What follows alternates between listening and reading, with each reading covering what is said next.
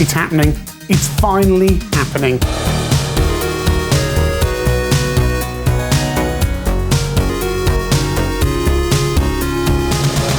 So, first of all, I'm going to sound a little bit different today because I'm on a radio mic, because I'm going to have to wander around because it's a 464, it's quite wide and I need to type things. But unless you've been living in a hole, you'll know that I've been an Amstrad user since 1985, Christmas 85, and right the way through and beyond when I got my Amiga in Christmas 1992. I'm up to the present day. And I was first exposed to a 464 some point in 85. The chap who owned the shop next door to my dad, his son got a 464 for his birthday. That was the first time I got to use any kind of computer, I guess. And I played Harrier Attack on it and all the games he had there, enthralled by it. And then Christmas 85, the family got a 6128 with CTM 644 colour monitor. And it was my main computer for years and years and years and beyond that, in fact. And I haven't got round, despite it being episode 400 of ChinnyVision, to doing a system review, despite the fact I've got umpteen CPCs, more CPCs than it is healthy to own. And the reason for that is I bought one in with a monitor. I collected it from a guy in Christchurch about not long after ChinnyVision started. And I had the view that I was going to do a video with it. And in fact, it was this 6128 over here, which is actually, it looks like a British one, but it's actually a German one. Got German on the side. I'll put it down. We'll look at that later. But yeah, I collected it and the CTM 644 monitor, and I basically didn't have space. I was desperate for space at the time, so I kept the 6128 and immediately sold on the 644 to a splendid chap up in Oxfordshire who needed one. And I thought, I'll get another one and do a video another time if ChinnyVision is still running. And here we are all these years later, and I still haven't done a system review. So I decided to get a monitor in. But this is ChinnyVision, right? Everyone's done a CPC system review. And they've all got their colour monitors, and CRT monitors are in vogue at the moment, pushing the prices up. You can give away these things a few years ago, let alone the green screens, absolutely worthless. So I decided I'm going to get a monitor in and I'm going to get a green screen in, because it's going to be interesting to look at this because it's the low cost option.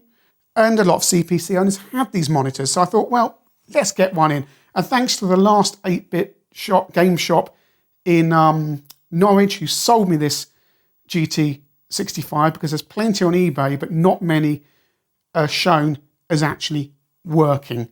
And let alone how he packaged it up superbly. We'll do a detailed video one day about how the CPC came into being, but here's a potted history of it, and I'm aware you're not looking at much other than the corner of 464 when you're listening to this, but hey ho. In 1983, Alan Sugar is looking at the computer market thinking, some money to be made there, there's lots of computers in the shop, why aren't Amstrad getting in on this like we got on the hi-fi kind of market, CB radios, TVs, stereos, and so on. We need a computer. So he sent someone out to buy all the computers they could get hold of, bring them back to Amstrad HQ, where Alan and his team looked over them and decided what they thought of them.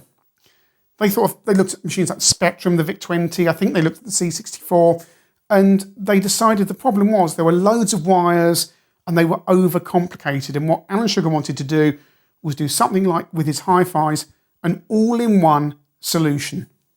Amstrad get to work. They start designing a case. Alan Sugar says he wants it to look like a computer you would see someone using at the airport to check you in on your holidays. That would be most people saw their computers at the time. He saw the customer as being the lorry driver and his wife not wanting to spend more than the maximum limit on their credit card. And he wanted this all-in-one solution, and it all had to be out in time for Christmas 1984. This is still early 83, but remember, you can't design a computer overnight. So Amstrad engage a couple of designers who've helped them out before and start designing the case themselves.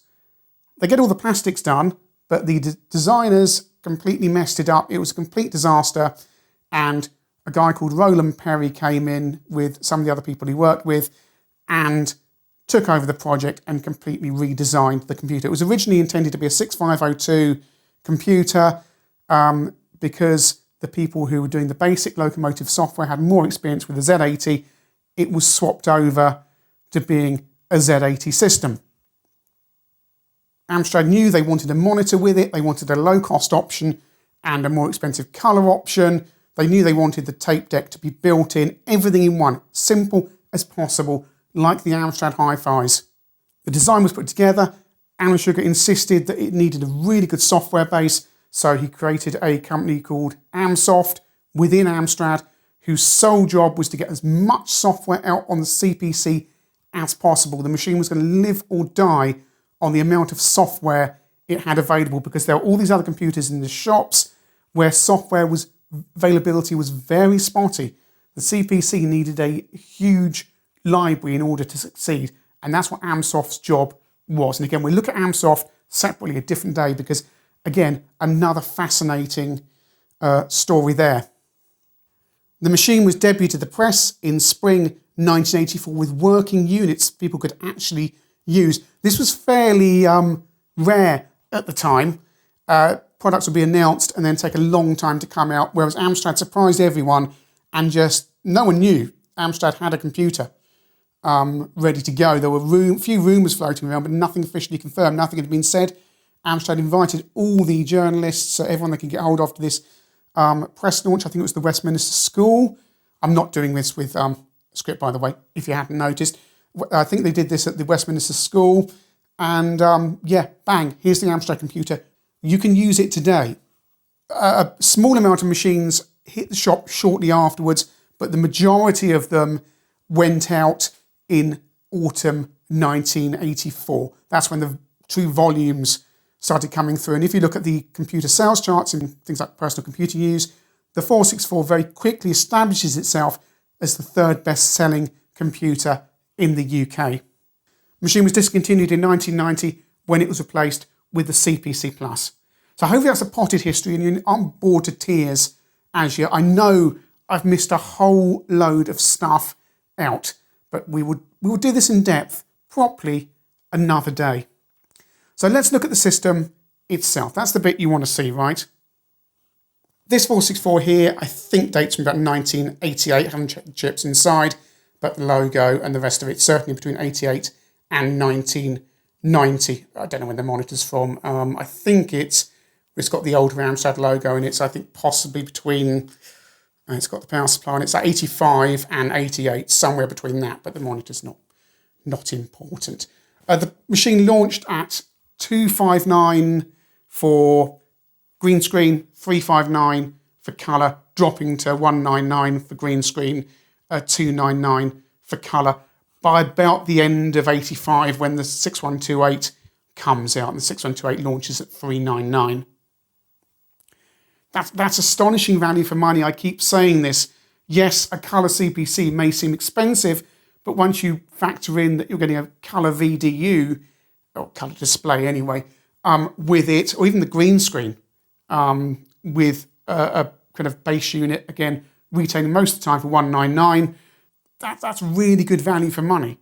You buy a C64 and add a screen on, or a Spectrum 128 and add a screen on, and which would probably be a TV in those days, you'd end up paying more. Well, hopefully you're not bored to tears yet as I witter on about CPCs, just as I would boring someone in the street who asked me one question about Amstrads, and I talked to them for about 3 hours about them. 464, it's incredibly long and wide, and that's because Alan Sugar wanted it to be that way. It doesn't need to be this wide. The circuit boards in the final revisions, in fact this one may be one of them, are really small. We'll have a look inside in a minute how you take up that amount of space. Cassette recorders down there makes it even longer, but I mean, Spectrum Plus 2 is about to there somewhere. So you can see it's big. And the 6128, of which I've got one over here,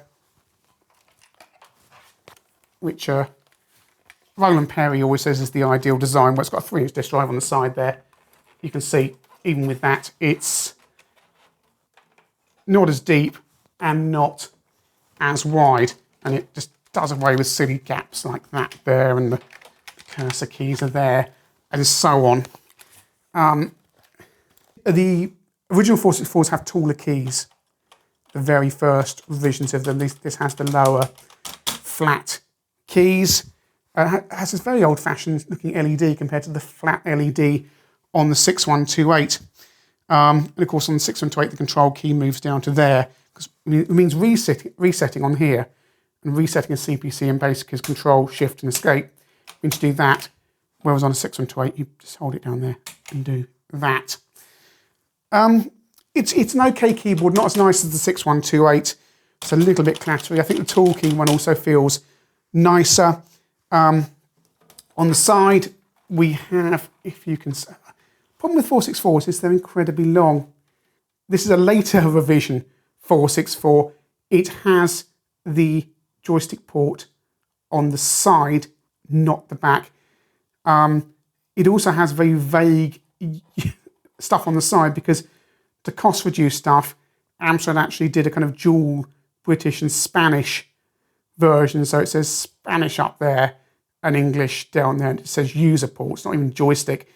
That's a stereo unamplified output there. On the back, printer port there. Again, it has it in Spanish there. 5-volt DC in from the monitor.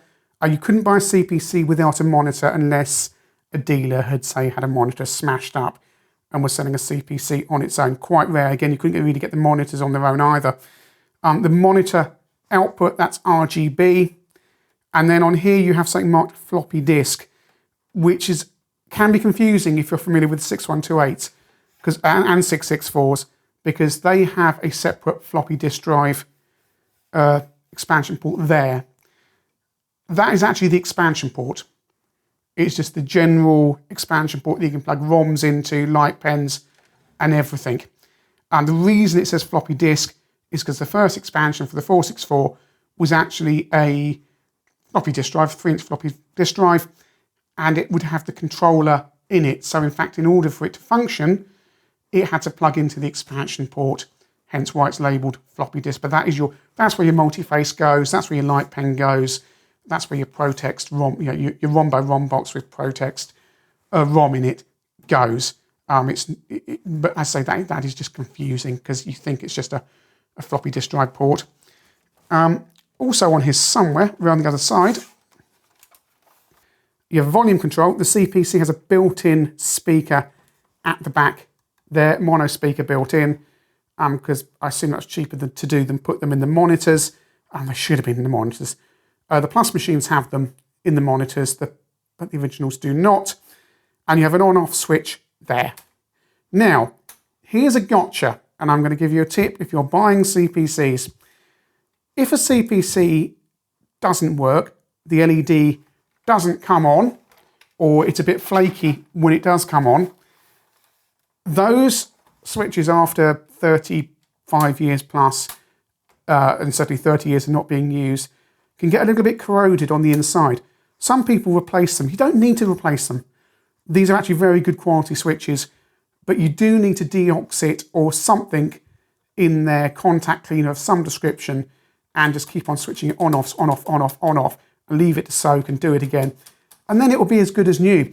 And also with these, again, you can get that little bit of corrosion in the 5-volt in and the monitor port as well. A little bit of deoxit in there will solve it. You wouldn't believe how many CPCs I've seen marked down as dead when there was nothing wrong with them other than a tiny bit of corrosion, most often in the on-off switch. I bought, there's another one over it. Where's my other one?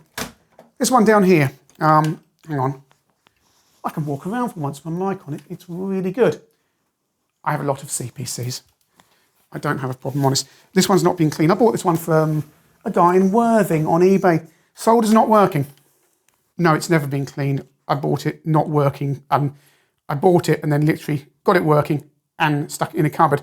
But the only problem with it, and this is an earlier revision, you can see the Amstrad logo. The Amstrad logo changes in 1988. Not tool keys though.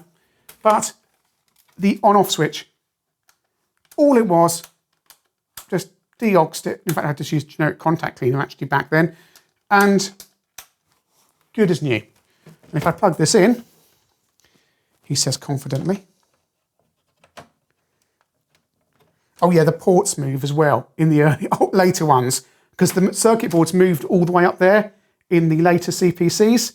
So in fact, what you have is the monitor port on the older ones is down there, and the joystick port's at the back. Whereas once they've made it all smaller inside on the main board, the monitor port moves down to there, because there's literally nothing in this CPC from about there to there, because they're costing down. It's Amstrad, they've got to cost down every year, get a better design.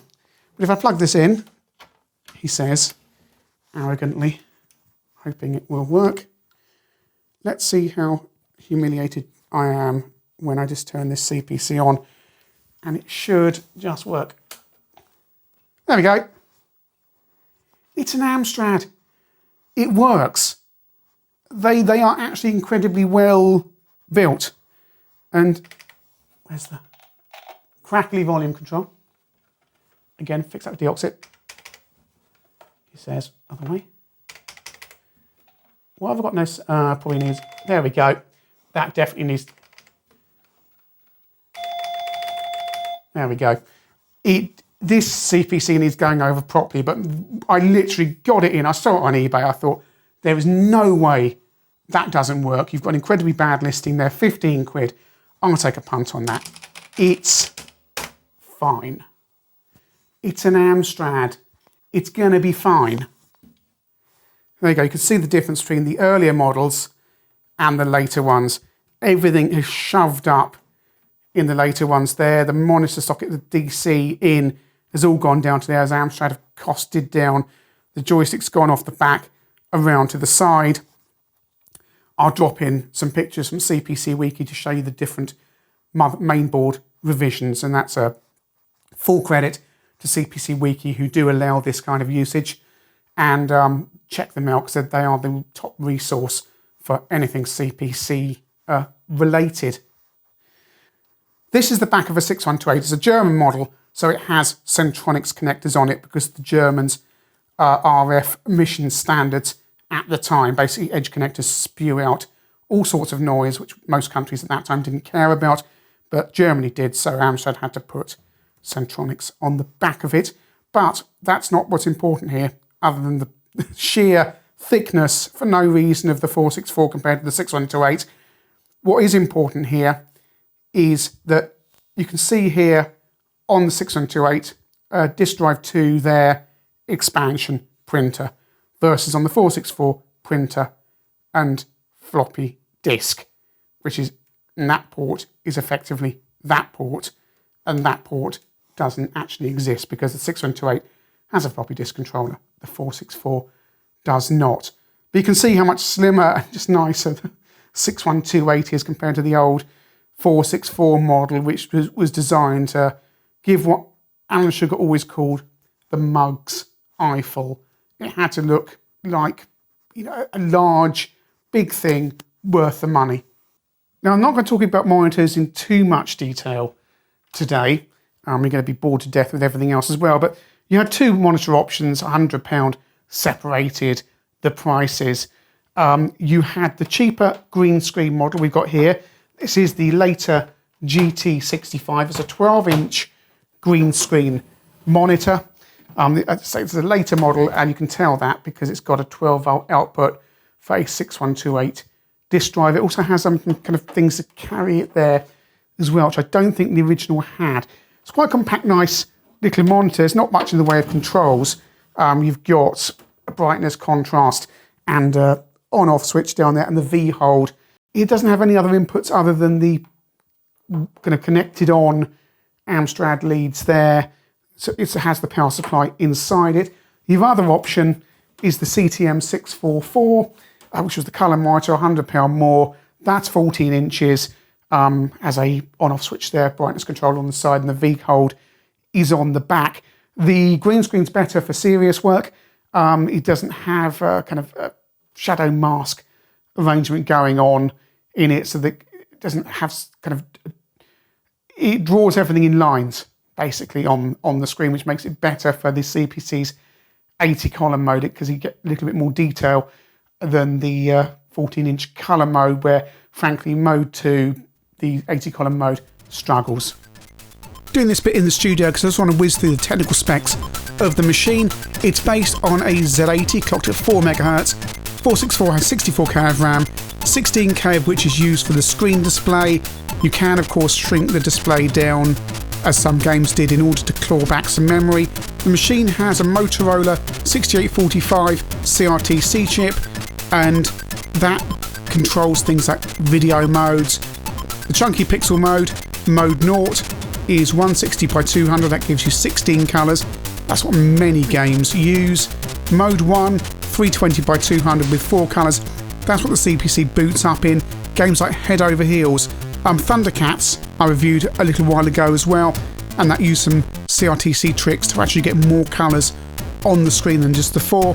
And then there's the 80 column mode, mode 2, 640 by 200, just 2 colours in that screen mode. There's also an unofficial mode that gives 4 colours in the chunky pixels, but I don't know whether you ever want to use that, but perhaps someone has. You can use special coding techniques with the CRTC to give things such as overscan and achieve more colours on the screen. Sound is generated by a General Instruments AY38912 sound chip. You know the deal, same as the Spectrum and the ST, 3 channels, noise channels, and so on. Included with the machine is Locomotive Basic by Locomotive Software. It's powerful and in some areas has a more comprehensive feature set than the gold standard BBC Basic, including text windowing and comprehensive graphics and sound manipulation, which means you avoid all the need to peek and poke and all that you need to do on the C64, for example. However, unlike the BBC, it does not have an assembler and it doesn't support procedures. Alan Sugar wanted the CPC to be produced using off-the-shelf parts, but Medge Electronics, one of the CPC's designers, pointed out to him that if they use some custom silicon in the form of a gate array, not only would it give the machine extra facilities, but it also make the machine harder to clone. And that's exactly what they did. The gate array chip works in conjunction with the CRTC chip, and it handles things like the machine's palette, 27 colours, by the way, although actually there's, technically speaking, 32, but you can't access some of them because they're so similar to other colours, so it's 27 colours. On the 6128, the gate array chip also deals with the RAM switching, so the Z80 can address all of the RAM. In the final revisions in the standard CPC range, the gate array is implemented in an ASIC, just like the CPC Plus has, whereas in the first prototypes, it's on a whole separate board that is the same width as the main board inside the machine. Back to the table. It is a great system to own. You don't need to have a monitor. I've got away without having a monitor for so long. There's so many great peripherals for it, like this M4 board. In fact, you've got a multi-face board in the front there, but it's an M4 wireless card in there, behind there, where I can just go and pull up all the stuff I've got on my memory card in there, and I can go to my Mac in the other room and load stuff on there. And that just works in a 464 instead of using a cassette recorder. It's such a good system. For my money, of course, I would have the C6128. I would always rather have a 6128. It's got 128K memory. It's got the improved basic. It's got a better keyboard. It's not the size of New Mexico. And it's just a nicer machine. But some people may prefer to have the aesthetic of the 464. If you've got a large house, of course you can have a 464 because it's 37 feet long. Right, Rod Hull? Oh, yeah. That's where you want to hear jokes about how wide the CPC is, or the 464 is. But, you know, you may only have room for a GX4000 and just put up with the ports you can get on that. So, CPC has a very good cassette recorder on it, actually. And it has a tape counter, a courtesy they did not extend to the Sinclair Spectrum Plus 2. It's a high quality deck overall. This should be working fine because I think I have at some point replaced the belts in it. In fact, I know I've replaced the belts. The deck is actually computer controlled to an extent in terms of remote. It can stop and start itself, unlike the Spectrum Plus 2, which is just kind of dumb deck. If I press play now, nothing happens. See? But if I press Control and Enter, that happens. That's a little shortcut non-CPC owners don't know. Control and small Enter gives you a shortcut to loading the loading command. There's the tape in the deck. Now if I press the any key, don't know where the any key is, I'm going to press Enter. It will start running. And yes, it is a fairly noisy old deck, but if the volume control is up on the CPC, you will faintly hear the loading noises.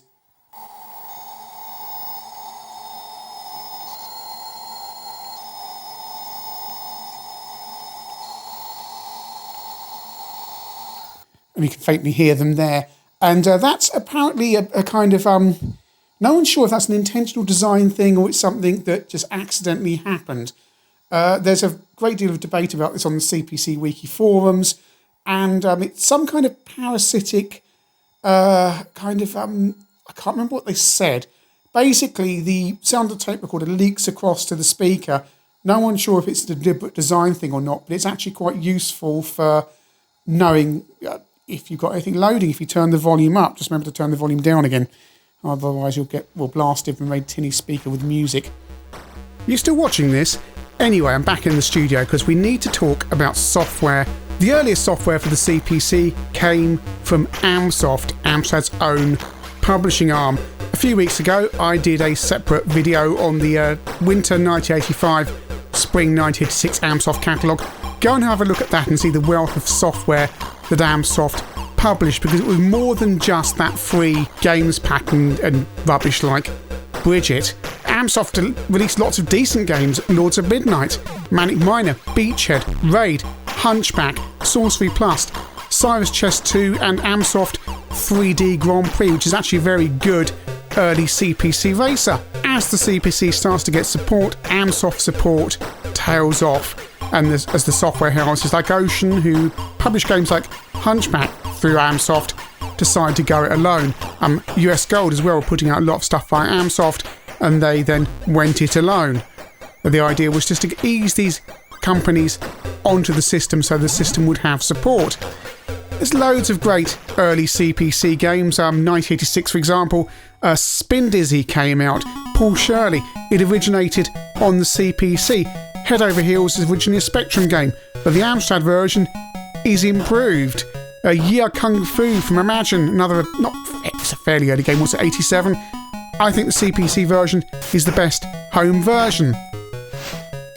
The Freescape system by Incentive was developed on the CPC. And yes, it runs a little bit faster on the Spectrum because the Spectrum's got that more efficient screen memory, but on the CPC it looks glorious. I remember seeing the screenshots of it in Amstrad Action for the first time and looking at this game and seeing this solid 3D, and it just looked amazing. By the time of the late 80s and early 90s, you're into the era of Ocean releasing all of their games. Chase HQ's superb on the CPC. Robocop's really good with Dragon Ninja and lots of other Ocean games. The Addams Family, I think it was their last CPC game. Really, really good. And of course, over in France, the CPC dominated the market for years and years. And there was a wealth of software, some of which made it to the UK and some which didn't. North and South did get released in the UK, but the game was coded in France, and then you saw just how poor those Spectrum and C64 conversions were that were done in the UK. The boot was on the other foot for a change. And the French market kept the CPC going beyond its UK commercial life, with release of 16-bit games such as Prehistoric 2 and Super Cauldron, which admittedly were quite hard to get hold of in the UK, but they were available. And of course you can play them today on your original hardware, just downloading that from somewhere like CPC Power. Today the machine gets new releases that take advantage of the hardware. You've seen Star Saber and Fire Tire earlier in this video, but the CPC also released an update of R-Type and a simply jaw-dropping conversion of Pinball Dreams that's been reviewed on ChinnyVision when it came out. Yes, as the UK's third best-selling 8-bit microcomputer, the CPC did get some poor ports put together in a couple of weeks. We all know the example of R-Type, the original version, not the update.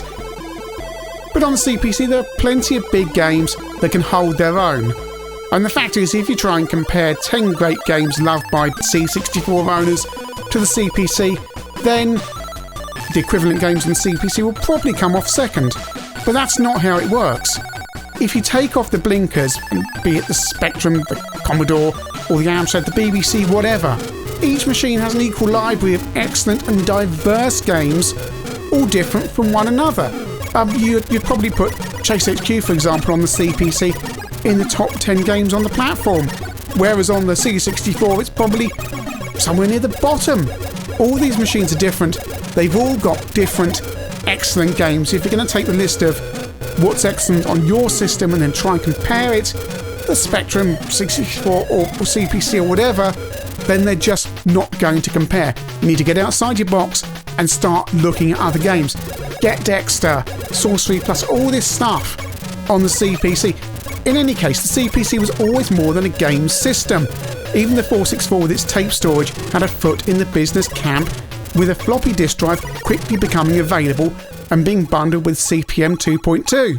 It's true much of the best serious software on the CPC uses disk and often 128k of RAM, but Amsoft were instrumental in early attempts to get quality serious software onto the platform, and the baton was then passed on to companies such as ANA to produce software like ProText, which was a word processor, and some software indeed like ProText was available on ROM, which you could plug into the back of your CPC via a ROM box, which meant that from starting up your CPC you just type 3 keystrokes and your CPC would instantly become a fully fledged word processor with spell check if you'd also paid for that extra ROM.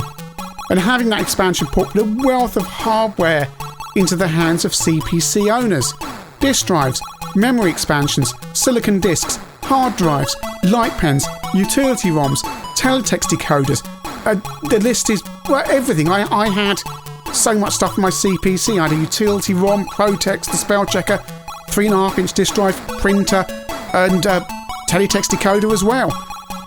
Today there's even Wi-Fi enabled mass storage enabled via the expansion port on that M4 card you saw earlier. And while the 6128 stole the thunder as the productivity machine of choice, complete with CP/M+, the 464 was the first foot in the market, and Amstrad ensured the machine's all-round credentials were exploited. This also ensured that when the games dried up in 1993, Amstrad Action continued writing about new serious software being released for well over 2 more years. The thing about the CPC, and I can't stress this enough, it was always more than just a games machine, the kind of machines that the C64 and Spectrum quickly became. It always had this one foot in the serious software, even if your mate only ever played RoboCop on his 464.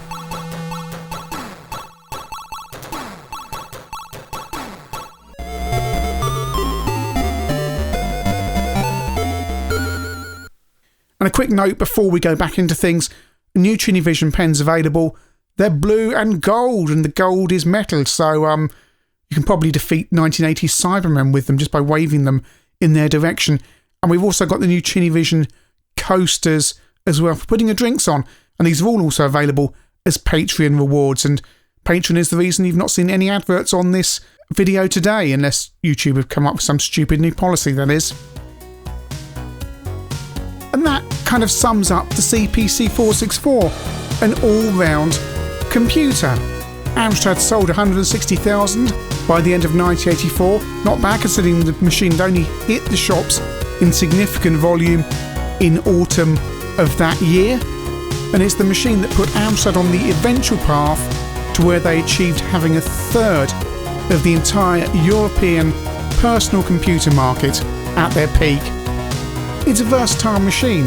It doesn't set the world alight in any one particular area, but it's supposed to be an overall package, whether that be the hardware inside the machine or the fact it's got a built-in tape recorder and a supplied monitor.